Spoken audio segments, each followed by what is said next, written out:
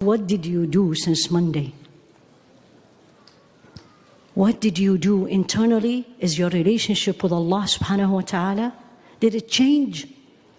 Are you closer to Allah? So the question, are you ready? Are you ready to do that? Are you ready to meet Allah subhanahu wa ta'ala? Did we change? To the youth in this room, is your salah better? To the mothers in this room, are you focusing on your children to become a better Muslim more? For the brothers here and the sisters, are we still focusing on this dunya? Let me have more, let me work more, the rat race that we all go from morning to evening, and the luring of collecting more and more and more.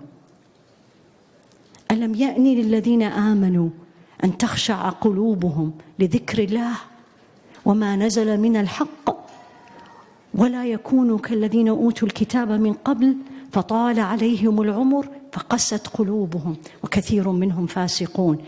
Hasn't time come in yet, brothers?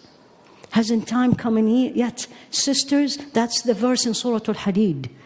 أَلَمْ يَأْنِ لِلَّذِينَ آمَنُوا. Hasn't time came in yet for the believers, for their hearts to surrender to Allah? And don't be like the people before you. Allah gave them the book. طَالَ عَلَيْهِمُ الْأَمَدُ. Time went on and on. I'll change tomorrow. I'll do this when I'm 40. I will obey Allah when I'm 60. طَالَ عَلَيْهِمُ الْأَمَدُ. They took the time as if I'm living forever.